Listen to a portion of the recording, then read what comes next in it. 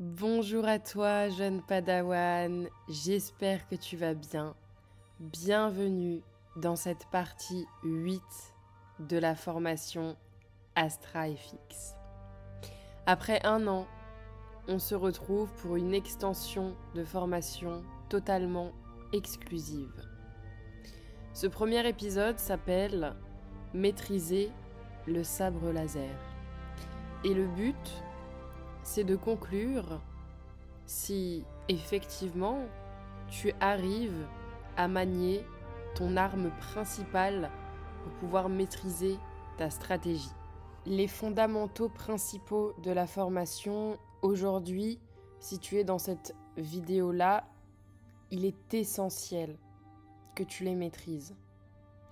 Et on va s'en assurer avant de passer à la suite. Au fur et à mesure de l'avancée d'un trader dans son parcours d'apprentissage technique, il y a beaucoup de choses qui se passent. Premièrement, on remarque le modèle algorithmique se former. On remarque qu'il se forme à certaines heures. Et ensuite, on comprend qu'il y a un contexte. Avec toutes les notions vues dans les derniers chapitres, vous avez vu le quarterly shift, vous avez vu les order blocks et bien d'autres choses. Peut-être qu'aujourd'hui, tu te sens mélangé dans tous ces concepts. Et j'aimerais juste te rappeler que ton entrée en position sur les marchés financiers, l'exécution se fait avec le modèle que je t'ai enseigné. Maintenant, comme tu as pu le remarquer avec ton expérience, ce modèle peut se former à plusieurs reprises. Et il y a des conditions pour que ton exécution soit efficace. Tu sais, il y a certains élèves qui sont très pressés, qui ont envie de réussir et qui oublient certaines étapes dans le processus. Et comme je n'ai cessé de le répéter dans cette formation, tant qu'on ne maîtrise pas les bases, on ne peut pas avancer. Et pour atteindre justement cette compétence inconsciente, chaque concept doit être vu et revu. Au fur et à mesure qu'on apprend de nouvelles choses, on a tendance à laisser la base de côté, parce qu'on a envie de nouvelles aventures. On est excité par le fait d'avoir de nouvelles connaissances, de pouvoir les appliquer, de pouvoir les tester. Et on délaisse souvent les choses primaires. Donc, dans cette première partie, on va reparler des phases du marché. Consolidation, expansion, retracement, retournement.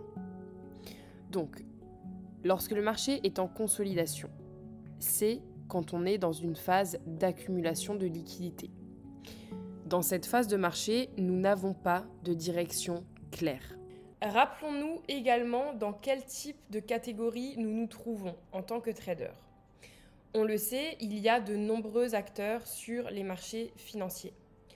En tant que ICT trader, notre but n'est pas seulement d'entrer et de sortir de position sur les marchés, comme la majorité des autres traders.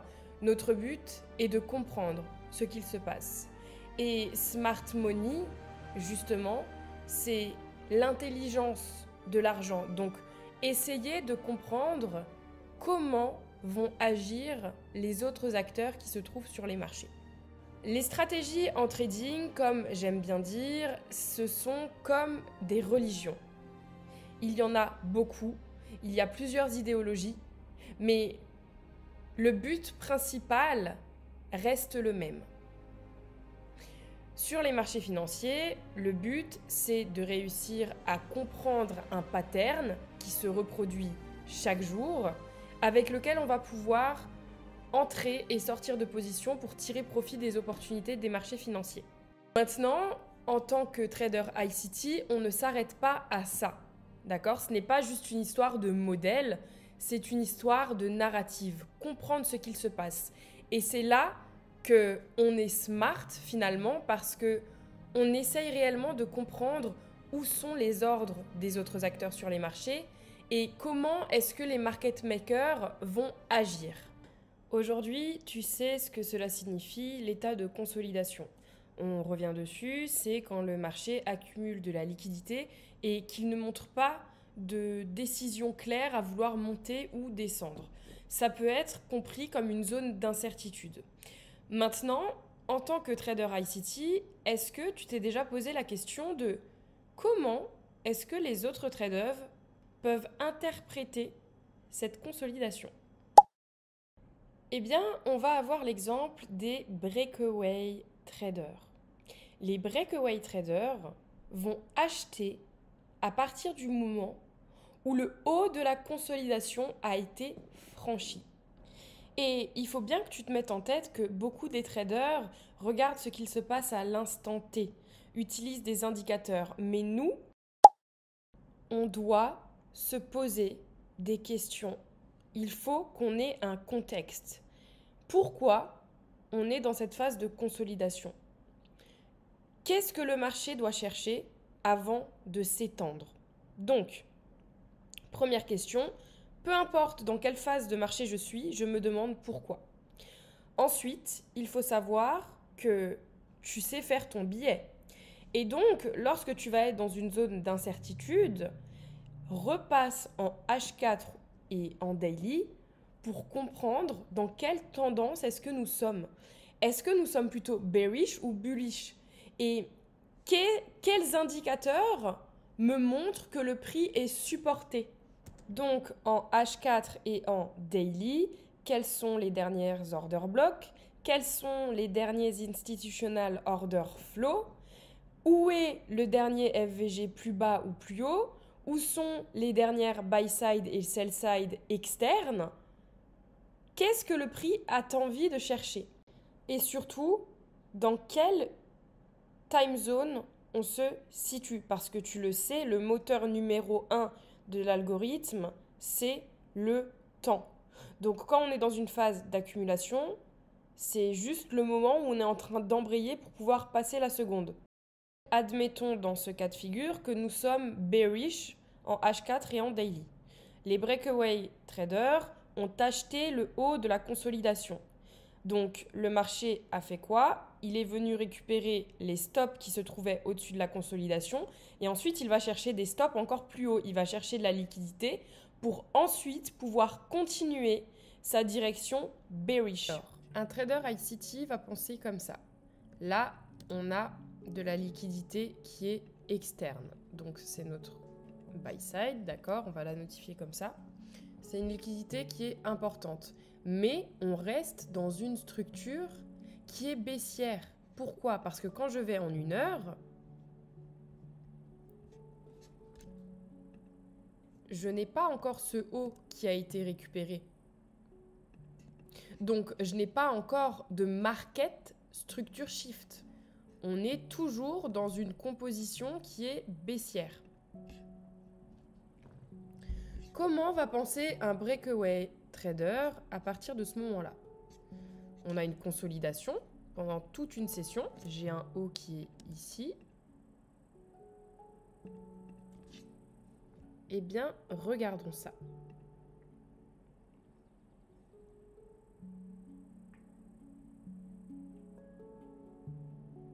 Ok. On casse le haut de la consolidation et c'est à ce moment-là que les breakaway traders vont acheter. Nous, en tant que trader ICT, on sait bien que pour l'instant, on reste baissier. Et on n'oublie pas que si on analyse l'euro USD, on analyse toujours le DXY en même temps. Donc je ne vais pas seulement regarder ce que me dit l'euro USD, je vais aussi regarder ce que me dit le DXY. Eh bien, on notifie une SMT divergence. Pourquoi? Le marché a récupéré le bas de 8h15, tandis que l'euro ne l'a pas fait. Donc on continue, bien évidemment, notre direction qui est bearish.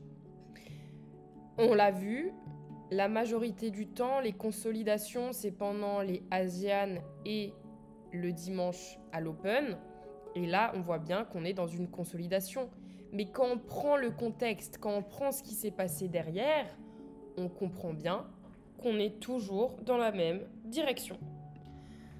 Revenons maintenant sur la phase d'expansion. Comme tu le sais, la phase d'expansion se caractérise par un mouvement imposant. Le prix se déplace dans une direction définie et on perçoit une volatilité élevée. Qui dit volatilité dit bien évidemment time zone. D'accord ? Quand tu vas sur ton marché favori et que tu observes les expansions, regarde à quelle heure ça s'est produit et regarde d'où ça vient. Ça, c'est très important et j'insiste vraiment dessus. Quand tu fais ton billet, tu dois aussi avoir un billet journalier. Donc le dimanche, tu fais ton billet de la semaine, tes prévisions. Mais quand une journée commence, et on va le voir dans la suite de sa formation, il y a plusieurs niveaux clés qui doivent être apparents sur tes graphiques. Et tu vas devoir mettre un niveau de prix que tu aimerais voir atteindre durant la journée et durant un time zone précis. Souvent, lorsqu'on passe de l'analyste au trader, il y a énormément de choses qui rentrent en jeu. Notamment le fait que quand tu vas être dans le mindset de l'exécuteur, le côté analyste ne sera plus forcément présent. Parce qu'à partir du moment où tu sais que tu vas exécuter un trade, il y a énormément de facteurs qui vont rentrer en jeu, notamment l'intention. Où est placée ton intention au moment où tu veux rentrer dans ce trade ? N'oublie pas ton expertise d'analyste. Le modèle qui est enseigné dans cette formation se reproduit chaque jour. Mais est-il vraiment nécessaire de chercher une opportunité chaque jour ? Tu l'auras remarqué avec ton expérience d'aujourd'hui, des fois, tu as des setups, mais les conditions de marché ne sont pas en faveur de ton capital mental. Dans ton backtesting quotidien, tu dois impérativement comprendre que oui, tu dois chercher les opportunités qui se sont présentées à toi durant tes sessions, mais tu dois surtout comprendre quand est-ce qu'il y a eu le plus de liquidité et à quelle heure est-ce qu'il a été le plus intéressant de trader, mais aussi quel jour. Quand tu décomposes tous les concepts que tu apprends, tu te rends compte que tout s'emboîte. Et encore une fois, on remet en avant ce principe de fractalité qui est essentiel. N'oublie pas que plus tu planteras de bonnes graines, tu maîtriseras les bases et tu prendras le temps de réviser chaque phase de marché, plus tu seras serein dans tes transactions.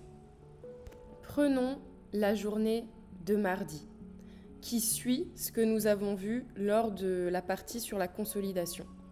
Rappelons-nous le contexte. Pendant la Sunday Open, on a consolidé. On a vu surtout qu'il y avait eu une divergence avec le DXY.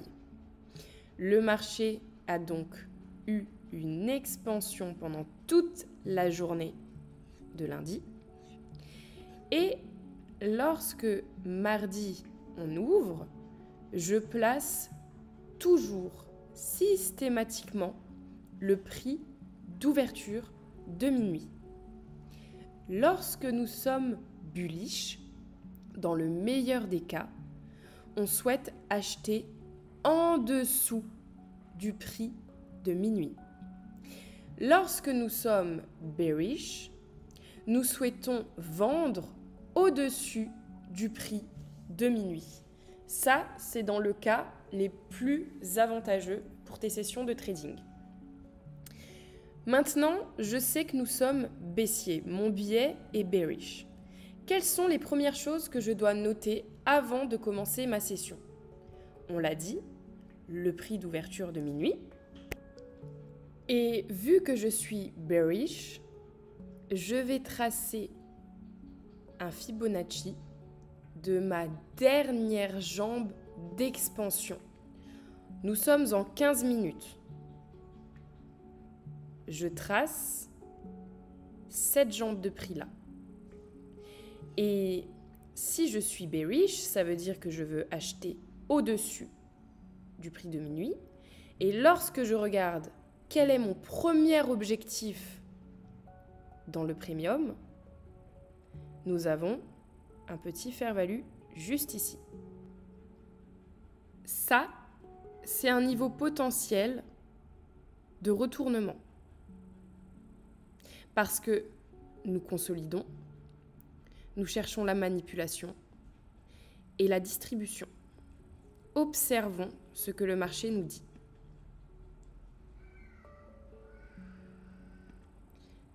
Là, ce qu'on peut notifier, c'est que nous n'avons pas clôturé en dessous du prix de minuit. Et quelque chose qu'on va beaucoup voir dans cette extension de formation, c'est les mèches créent les dommages et les corps créent la narrative.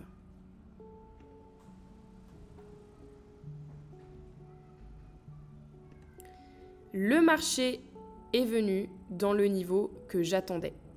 Et maintenant, je vais pouvoir passer dans les plus petites unités de temps pour chercher un modèle de vente.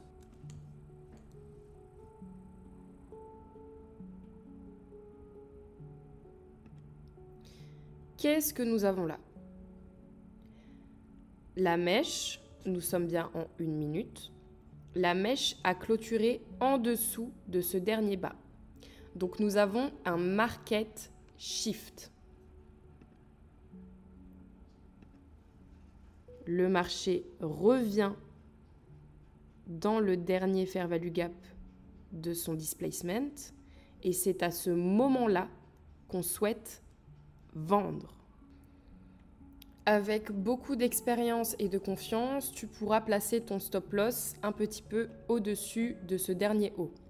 Maintenant, tu es en 1 minute et le fait de pouvoir notifier des setups comme ça demande énormément d'expérience. Donc, pour ne pas prendre trop de risques, tu vas te mettre en 15 minutes ou même en 5 minutes et tu vas placer ton stop loss de telle sorte à ce que tu puisses couvrir un dernier déséquilibre.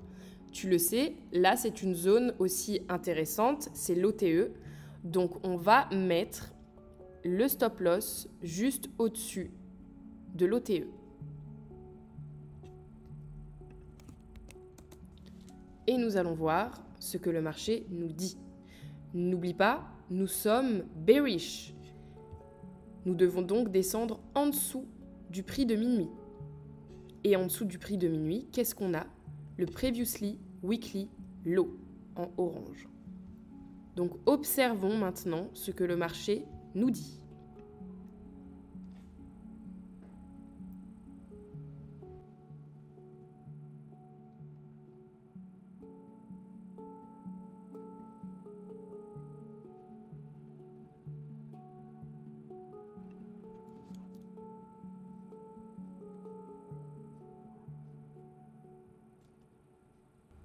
Là, je suis plus que confiante. Pourquoi? Dernière jambe de prix haussière et le marché a clôturé en dessous avec un corps. Nous sommes encore pendant la session de Londres quand il se passe cela. Donc on peut aussi se mettre en 3 minutes et on regarde que la structure avance dans le sens souhaité. Ne reste pas bloqué dans ton scénario en 1 minute. 1 minute, c'est pour une exécution parfaite mais risquée si tu n'es pas serein dans ton analyse. 3 minutes, c'est vraiment le bon compromis. Donc là, notre session est terminée. Nous n'avons plus envie de prendre de trade.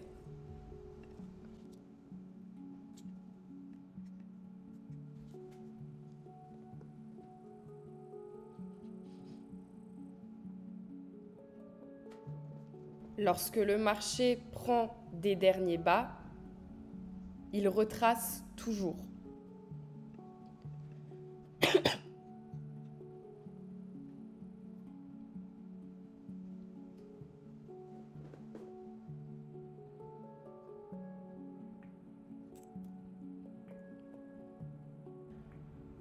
Tu peux BE à partir du moment où tu as un market structure shift. Le market structure shift est différent du market shift. Le market shift, c'est simplement un bas qui est récupéré d'un mouvement franc. Ce qui montre un changement dans la livraison du prix, un changement d'état dans la livraison du prix. Mais lorsque c'est un bas d'une dernière jambe de prix qui a été récupérée, nous sommes dans un market structure shift. Nous sommes dans un changement de structure. Et quand tu as le market structure shift, c'est à ce moment-là que tu peux BE. Donc, en l'occurrence, tu aurais pu BE à peu près à ce moment-là parce que c'est à ce moment-là qu'on a clôturé avec un corps en dessous de ce dernier bas. D'accord ? Donc à ce moment-là, tu mets ton BE et tu laisses couler. Ta première target aurait été le prix de minuit. Midnight OP, c'est Midnight Opening Price. Donc à ce moment-là, tu peux BE et tu peux aussi faire une clôture partielle.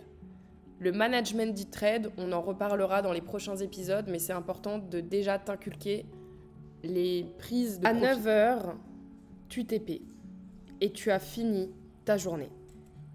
Tu n'as pas seulement fini ta journée parce que tu es en profit, mais parce que tu as respecté ton plan.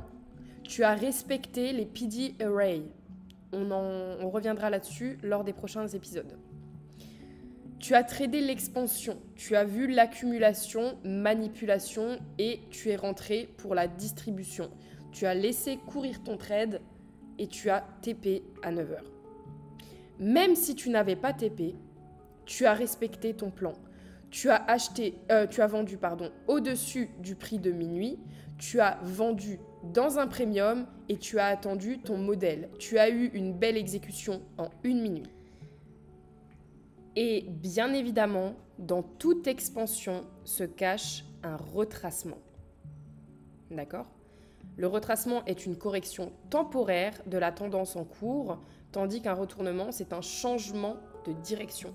Un retournement, tu le définis donc avec le market structure shift. Et là, t'es toute la subtilité de la fractalité. On a 3 phases de marché, mais l'une ne fonctionne pas sans l'autre. Consolidation, expansion, retracement, retournement. Dans une consolidation, je vais avoir une expansion à la fin de la consolidation et avant. Pendant l'expansion, je vais avoir un retracement. Et un retournement cache aussi une expansion. Donc tous ces concepts vont ensemble. Et un retracement peut être aussi une expansion en intraday lorsque tu prévois qu'il y aura un retracement dans les grandes unités de temps. Donc tous les concepts s'emboîtent et je le redis, quand tu maîtrises ces 3 phases de marché, tu maîtrises l'accumulation, manipulation, distribution, tout devient plus clair. Ça t'apporte réellement de la clarté mentale pour tes exécutions. Maintenant, ce que tu dois te redire, c'est que tu ne pourras que comprendre en t'exposant. D'accord ? Tu dois apprendre à prendre des risques. Tu dois te tromper. Moi aussi, je me trompe des fois, c'est tout à fait normal. Toutes les exécutions ne peuvent pas être parfaites. Et ton plan de trading, tu ne pourras que le bâtir en fonction des erreurs que tu feras pour éviter de les reproduire. Une erreur, c'est une magnifique opportunité de créer de l'ajustement. Alors, même si tu as fini le début de la formation, les premières parties, tu dois continuer d'observer. Observer le marché, analyser les mouvements des prix et découvrir les différentes phases. Pour créer ta pérennité dans le trading, rappelle-toi réellement du temps. Chaque phase de marché se déroule à un temps précis. Donc quand tu as tes expansions, note les heures. Et bien évidemment, que des fois il y aura des expansions pendant l'Asian. C'est tout à fait possible parce que quand tu regardes dans les plus grandes unités de temps, peut-être qu'en daily, on touche un niveau intéressant qui fait que le marché a récupéré sa liquidité et qu'il est temps pour lui de se retourner. Mais pour te créer un espace de travail, tu dois avoir ces heures-là. Et tu sais que ces choses-là se répètent. Donc ce n'est pas la science exacte, ce n'est pas la pure vérité, mais c'est une vision qui te permet de te créer un plan, qui te permet de te créer ton espace de travail, qui te permet de bâtir une sérénité face au marché. D'accord ? Donc plus tu prendras cette habitude de noter les heures auxquelles ton modèle va se former et dans quoi ce modèle s'est formé, dans quel contexte, plus tu avanceras. Et encore une fois, c'est de la redondance, on se répète, mais c'est là que se trouve la clé de la discipline et de la consistance. Donc, n'oublie pas que tu sois en train de trader en réel, en propre firme ou que tu sois encore en démo. Dans tous les cas, le démo, c'est obligatoire. Le démo va te permettre d'analyser tes performances en temps réel. Et ça va te permettre, encore une fois, de créer des ajustements. Tu le remarqueras bien souvent, quand tu es en démo, tu réussis bien souvent bien mieux que lorsque tu passes en propre firme ou en réel. Et lorsque tu es en propre firme et en réel, mais qu'à côté de ça, tu as ton compte démo, tu vas pouvoir voir le gap qu'il y a entre les deux. Et ce gap-là, c'est tes lacunes en exécution. Et derrière l'exécution se cache la psychologie. Aujourd'hui, tu dois absolument savoir identifier les niveaux de prix clés. On en revient à la même chose. Noter les hauts et les bas, les buy side et les sell side qui n'ont pas encore été retest. Et comment identifier ces meilleurs buy side et sell side? C'est la liquidité externe. Les niveaux importants. Noter où le prix a montré un mouvement rapide à partir d'un niveau spécifique. Donc là, ça en revient sur le travail de comprendre l'expansion, de comprendre la distribution, à quelle heure, pourquoi, comment. Hebdomadaire. Noter les jours où se forment les plus hauts et les plus bas hebdomadaires, ainsi que l'heure et la session pendant laquelle ils se sont formés. On le répète, mais c'est comme les marchés. Les patterns se répètent également. Et quand tu auras vraiment intégré ça, je te promets que tu auras une meilleure profondeur de vision dans ton trading et que tu seras beaucoup plus serein ou sereine pendant tes transactions. Et bien évidemment, en daily, noter le plus haut et le plus bas du jour, puis la session et l'heure à laquelle ils se sont formés. Donc ça, c'est des exercices que tu devais déjà faire et que tu vas devoir encore refaire jusqu'à ce que tu aies atteint ta rentabilité. Parce que le fait de refaire ça, ça te redonne confiance. Ça te refait prendre conscience que le moment où tu es rentré, ce n'était pas un moment opportun. Le moment où ce modèle s'est formé là, en fait, tu es rentré sans contexte. D'accord ? Le plus haut et le plus bas monthly aussi, bien évidemment, ce sont des liquidités importantes. Et comme on l'a vu dans la représentation de tout à l'heure, lorsque le marché récupère des bas, il retrace. Et lorsque le marché récupère des bas très importants, il se retourne. Et c'est ainsi que s'achève notre premier épisode de la partie 8. J'espère que ça t'a plu. Retourne à tes révisions et je te dis que la force soit avec toi.